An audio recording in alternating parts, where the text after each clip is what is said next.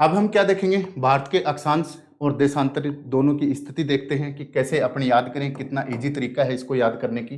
बात करते हैं अक्षांश की और दूसरी बात करते हैं देशांतर की।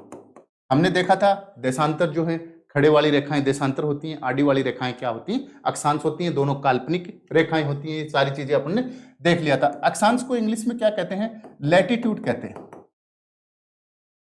लैटिट्यूड कहते हैं। और देशांतर को क्या कहेंगे, लॉन्गिट्यूड कहेंगे। देशांतर को क्या कहेंगे, लॉन्गिट्यूड कहेंगे, और अक्षांश को लैटिट्यूड इंग्लिश के अंदर बोला जाता है।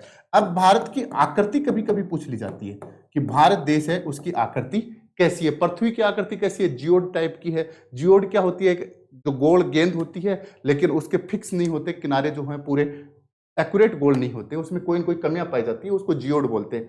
अब आकृति की बात करते हैं। आकृति भारत की देखिए, सबसे पहले बात करते हैं, ये एक कोण बन रहा है, यहां जाके एक कोण बन रहा है, फिर यहां आके एक कोण बन रहा है, फिर यहां आके एक कोण बन रहा है। तो आपका एक कोण, दो कोण, तीन कोण और चार कोण, आपका क्या हो गया, चतुष्कोणीय आकृति हो गई। क्या हो गई, आकृति कैसी हो गई, चतुष्कोणीय हो गई। अब एक चीज और समझ में आनी चाहिए कि ये कोण है, ये बराबर नहीं है, इसलिए इसके आगे कई बार नाम जोड़ दिया जाता है, विषम चतुष्कोणीय। क्या जोड़ दिया जाता है, क्योंकि समान नहीं है उसको विषम बोला जाता है। विषम चतुष्कोणीय भारत की आकृति है, ठीक है। अब बात करते हैं कि इसके अक्षांश और देशांतर की। देखिए सबसे पहले आपको अक्षांश और देशांतर में क्या लिखना है, सबसे पहले लिखना है आपको 8 लिखना है, फिर 7 लिखना है, फिर 8 लिखना है, फिर 7 लिखना है। सबसे पहले कैसे याद करोगे, सबसे पहले 8 लिखना है, फिर 7 लिखना है, फिर 8 लिखना है, फिर 7 लिखना है। अब 8 के सामने आपको लिखना है 6 लिखना है, और 8 के सामने आपको कितना लिखना है, 4 लिखना है। 8 के सामने आपको कितना लिखना है, 4 लिखना है। और 7 के सामने आपको कितना लिखना है, 25 लिखना है। 7 के सामने 25 लिखोगे, 8 के सामने आप 4 लिखोगे। 7 से 1 कम होता है 6 होता है, और 8 से 1 कम कितना होता है, 7 होता है। 8 से 1 कम 7 होता है। 7 से 8 के सामने कितना लिखोगे, 4 लिखोगे, और 7 के सामने कितना लिखोगे, 25 लिखोगे। अब 3 का पहाड़ा यहाँ पे आप लगा दो। 3 को 0 से किया, 0, 3 एकम 3, 3 दूनी 6 और 3 तीन 9 आपने लगा दिया। अब ये जो संख्या है इसको आप किस में लिखते हो, डिग्री के अंदर लिखते हो। क्या लिखते हो, कोणीय दूरी होती है इसलिए इसको डिग्री से लिखा जाता है। और इसको आप किससे लिखोगे, मिनट से लिखोगे। किससे लिखोगे, मिनट से आप इसको लिखोगे। तो ये आपका क्या हो गया, अक्षांश हो गया। ये क्या हो गया, अक्षांश हो गया। और ये आपका क्या हो गया, देशांतर हो गया। अक्षांश हो गया और देशांतर हो गया। अब कभी कभी पूछ लिया जाता है कि अक्षांश और देशांतर जो हैं उन दोनों के बीच के कितने अक्षांश हैं, कितनी दूरियां हैं, सारी चीजें आपसे पूछी जाती हैं। तो देखिए ये जो अक्षांश हैं, अक्षांश जो हैं आपके, इन दोनों के बीच में कितने अक्षांश आते हैं, तो कितने आएंगे आपके 29 डिग्री 18 मिनट जो हैं, ये दोनों अक्षांशों के बीच के अक्षांश हैं। और देशांतर की बात करते हैं तो देशांतर के बीच में कितना आएगा, 29 डिग्री 20 मिनट जो है। तो लगभग लगभग क्या है, ये अक्षांश भी दूरी भी बराबर है, और ये आपकी जो देशांतर है वो उनकी संख्या भी क्या है, भारत में बराबर है दोनों की। अब बात करते हैं कि इन दोनों के अंदर, ठीक है, बराबर आगे। अब क्या हुआ, भूगोल वेदाओं ने मान लिया इसको 29.20 को काउंट करने में थोड़ी तकलीफ होती है, तो उन्होंने सीधा कितना मान लिया कि 30 है। जो भारत जो है उसके लगभग आपके जो क्या देशांतर की जो दूरी नापोगे आप, भारत के देशांतरों की जो दूरी नापोगे, अक्षांश है ना, देशांतरों की दूरी जो नापोगे वो क्या है, लगभग 30 मान लिया। अब एक देशांतर से दूसरे देशांतर के मध्य आपने देखा था 111 किलोमीटर होता है, कहां पे होता है, इक्वेटर पे, ठीक है। और फिर ऊपर जाके क्या हो जाते हैं, देशांतरों की दूरियां जो है वो कम हो जाती हैं, और अक्षांश जो है उनकी दूरियां समान होती हैं। तो 111 किलोमीटर, और एक देशांतर से आप दूसरे देशांतर के बीच में जाते हो तो 4 मिनट का अंतर आता है। कितना अंतर आता है, 4 मिनट का अंतर आता है। एक देशांतर से दूसरे, कितने देशांतर भारत से गुजर रहे हैं, 30 देशांतर गुजर रहे हैं। इन 30 देशांतरों के अंदर एक देशांतर से दूसरे देशांतर आप जाओगे तो कितनी दूरी का अंतर आ जाएगा, 4 मिनट का अंतर आ जाएगा। अब 4 मिनट का अंतर आ जाएगा तो टोटल कितना हो गया, 120 मिनट हो गया। अब 120 मिनट को आप घंटों में बदलोगे तो लगभग 2 घंटे हो गए। कितने हो गए, 2 घंटे हो गए, 2 घंटे हो गए। कई बार क्वेश्चन पूछा जाता है कि भारत के पूर्व से लेके पश्चिम दोनों के बीच में कितनी देरी का अंतर है, तो देरी या समय का अंतर आपसे पूछ लिया जाए तो भारत के 2 घंटों का अंतर है। कितना अंतर है, 2 घंटों का अंतर है भारत के पूर्व से लेके पश्चिम तक। यदि यहां पे सूर्योदय 5 बजे हो रहा है ना, तो यहाँ पे सूर्योदय कितने बजे होगा, 2 घंटे बाद में होगा, 7 बजे होगा। ठीक है, ये दोनों का बीच के अंतर क्या है, भारत के पूर्व और पश्चिम के अंदर समय का कितना अंतर है, तो कितना अंतर है, 120 मिनट है, 2 घंटे है, कोई सा भी ऑप्शन आ जाए आपका करेक्ट ऑप्शन हो जाएगा। ठीक है, अब बात करते हैं कि भारत जो है उसको अक्षांश जो है उसको उत्तरी अक्षांश क्यों बोला जाता है, और देशांतर जो है वो पूर्वी देशांतर के अंदर क्यों आता है। ठीक है, वो क्यों आता है, अब देखिए पूरे वर्ल्ड का मैप देखते हैं अपन, पूरे वर्ल्ड का मैप देखते हैं। पूरे वर्ल्ड के मैप में आप देखिए, सबसे पहले पूरे विश्व है, पूरे विश्व को हमने अक्षांश और देशांतर दोनों में बांटा था, अक्षांश और देशांतर दोनों में बांटा था। ये इक्वेटर है, ये क्या है, इक्वेटर है, यह हमने देखा था इक्वेटर है, 0 डिग्री है, जिसको क्या बोला जाता है, भूमध्य रेखा विषुवत बोला जाता है। ठीक है, इसके यदि आपने देखा अक्षांश, अक्षांश तो अक्षांश कौन सी रेखाएं हैं, ये वाली रेखाएं जो हैं इसको क्या बोला गया था, हमने देखा था अक्षांश बोला गया है। ठीक है, और ये वाली जो रेखाएं हैं इसको क्या बोला गया है, इसको देशांतर बोला गया है। क्या बोला गया है, देशांतर रेखाएं बोली गई हैं। तो देखिए यहाँ पे सबसे पहले क्या होता है कि भारत जो है वो कहाँ पे है, यहाँ पे भारत है, भारत जो है वो देखिए आप यहाँ पे अपना भारत देश है। ठीक है, अब ये जो भारत है तो देखिए यहाँ पे उत्तर, ये आधा हिस्से को काट दोगे तो इसको क्या बोला जाएगा, दक्षिणी क्षेत्र, दक्षिणी गोलार्ध बोला जाएगा। गोलार्ध का मतलब आधा गोला जो है उसको काट दिया तो आधा गोला दक्षिण का हो गया, और इसको क्या बोला जाएगा, उत्तरी गोलार्ध बोला जाएगा, उत्तरी, इसको उत्तरी गोलार्ध बोला जाएगा, इसको दक्षिण गोलार्ध। भारत जो है वो यहाँ पे है, तो अक्षांशों की स्थिति में भारत की क्या स्थिति होगी, उत्तरी अक्षांश होंगे, क्योंकि उत्तर में है ना, तो भारत की स्थिति क्या रहेगी, अक्षांश की स्थिति में, अक्षांश में रहेगी उत्तरी स्थिति, कि भारत जो है वो उत्तरी अक्षांश के अंदर है, क्योंकि उत्तरी अक्षांश में यहां नीचे तो कहीं लगाई हुआ नहीं है, इसलिए उत्तरी अक्षांश हो गया। अब बात करते हैं देशांतर की, देशांतर की, तो देखिए देशांतर के अंदर पूर्वी देशांतर क्यों लिया जाता है, देखिए इसी गोले को आप क्या कर दोगे, बीचों बीच काट दो, बीचों बीच काट दो इस गोले को, तो बीचों बीच आपने इस गोले को काटा है, तो देखिए इसका ये चीजें हटा दीजिए, ये चीजें हटा दीजिए। ठीक है, ये चीजें आप उत्तरी और दक्षिण का हटा दीजिए, इसको देशांतर से बीचों बीच काट दोगे तो इधर वाला क्षेत्र कौन सा हो जाएगा, पूर्व का क्षेत्र हो जाएगा, पूर्व का, और ये क्षेत्र कौन सा हो जाएगा, पश्चिम का क्षेत्र हो जाएगा। ये कौन सा हो जाएगा, पश्चिम का हो जाएगा, ये जो आपका पूर्व का हो जाएगा। ठीक है, तो ये जो पूर्वी देशांतर की बात करेंगे तो भारत कहाँ पे, यहाँ पे है, तो किस क्षेत्र में आ गया, पूर्वी देशांतर में आ गया। देशांतर क्या रहेगा भारत का, देशांतर पूर्वी रहेगा। ठीक है, पूर्वी देशांतर भारत का पूर्वी देशांतर है, उत्तरी अक्षांश है, यहां से निर्धारित होता है। ठीक है, अब बात करते हैं, देखिए अब बात करते हैं कि भारत के उत्तरी दक्षिणी बिंदु क्या हैं, दूरियां क्या हैं, और क्यों इनको निर्धारित किया गया और कब निर्धारित किया गया। ठीक है, सबसे पहले बात आती है, देखिए सबके याद होना चाहिए, अक्षांश और देशांतर जो है वो सारी बातें आपके सबके याद होना चाहिए, ज्यादा टफ है नहीं। अब बात करते हैं कि भारत का जो उत्तरी बिंदु है, उत्तरी बिंदु को क्या बोला गया है, इंदिरा कोल बोला गया है, मेरे ख्याल से सबको याद होगा, इंदिरा कोल बोला गया। और इंदिरा कोल का भी 2 नाम है, इंदिरा कोल ईस्टर्न और इंदिरा कोल वेस्ट, तो ये कौन सा है, वेस्ट नाम है, ध्यान रखना। इंदिरा कोल वेस्ट जो है, पश्चिमी किनारा जो है इंदिरा कोल का, वो आपका इंदिरा कोल उत्तरी बिंदु हो गया। दक्षिणी बिंदु की बात करते हैं तो देखिए एक यहाँ पे अंडमान निकोबार अपना यूटीज आ जाता है, तो यहाँ पे जो क्षेत्र है उसका नाम है इंदिरा पॉइंट, इंदिरा पॉइंट। और ये जो इंदिरा पॉइंट जो है, ये आपका इंदिरा पॉइंट कहां पड़ता है, अंडमान निकोबार के निकोबार क्षेत्र में पड़ता है। किस में पड़ता है, निकोबार में पड़ता है। निकोबार के अंदर क्या पड़ेगा, इंदिरा पॉइंट पड़ेगा। और इंदिरा पॉइंट जो है ये कहां से स्टार्ट होता है, 6 डिग्री 45 मिनट उत्तरी अक्षांश से स्टार्ट होता है। जबकि मुख्य भूमि की बात करते हैं तो मुख्य भूमि कहां पे पड़ती है, आपकी कन्याकुमारी के पास। और इस पॉइंट को क्या नाम दिया गया है, केप कैमोरिन नाम दिया गया है। क्या नाम दिया गया है, केप कोमोरिन नाम दिया गया है।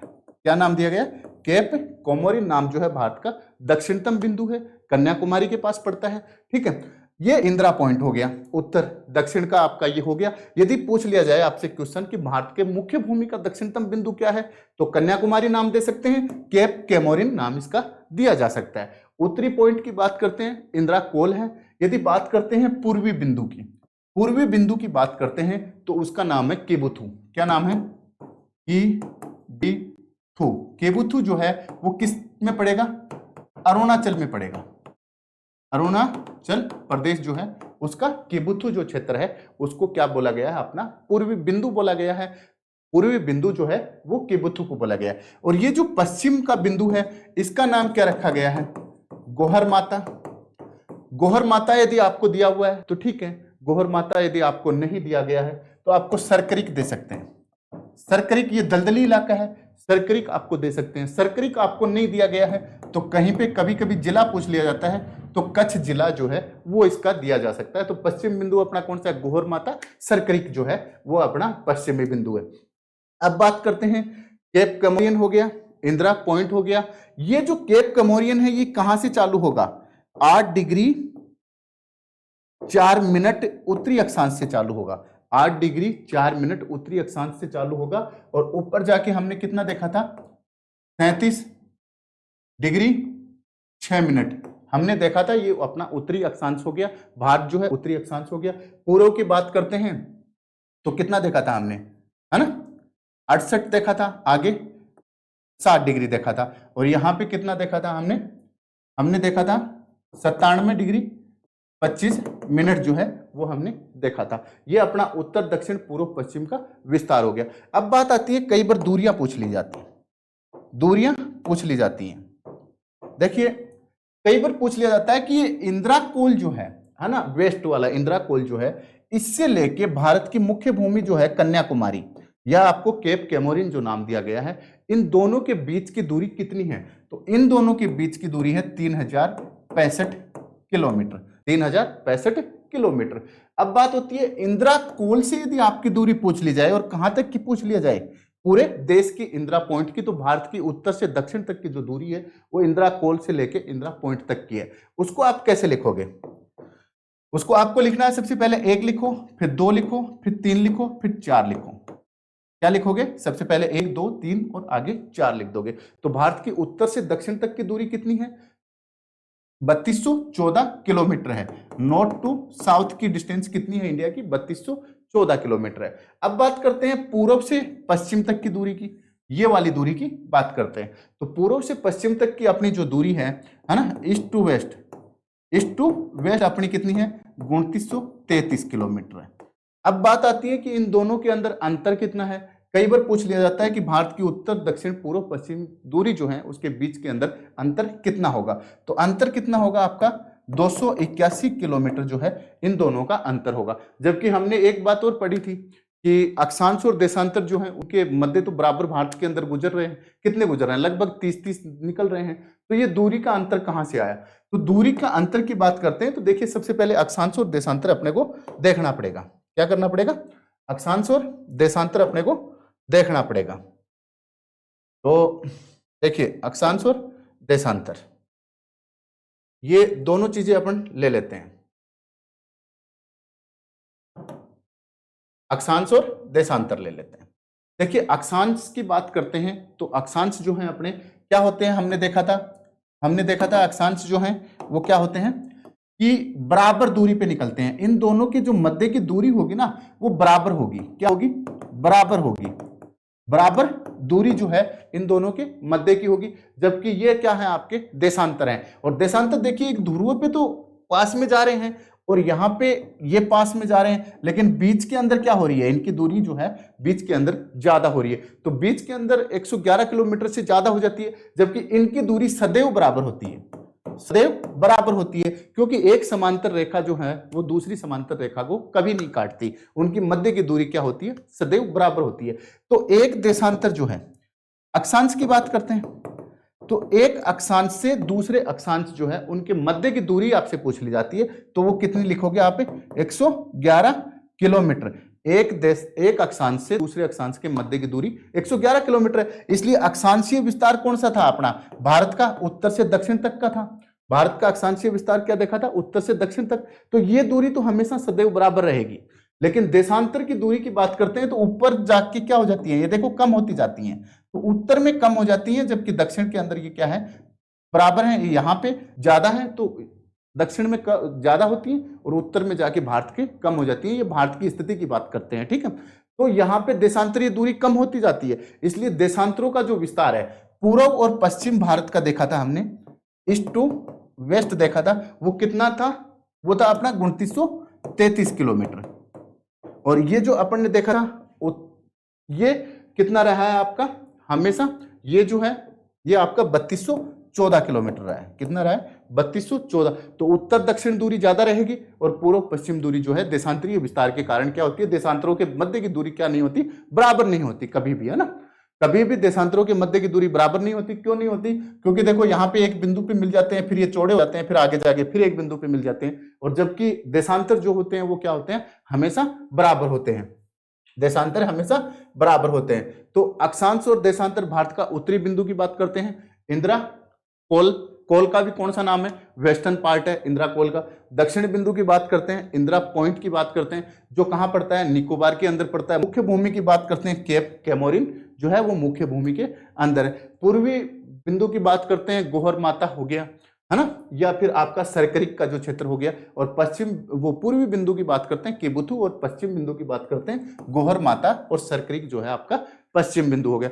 दोनों के मध्य की उत्तर से दक्षिण तक की दूरी की बात करते हैं तो कितनी होगी, 3214 किलोमीटर होगी। पूर्व से पश्चिम तक की दूरी की बात करते हैं 2933 किलोमीटर। दोनों के अंदर अंतर किस स्थिति के कारण पाया जाता है, अक्षांशीय और देशांतरीय विस्तार के कारण। अक्षांशों का विस्तार बराबर होता है, देशांतरों का विस्तार कम ज्यादा होता है।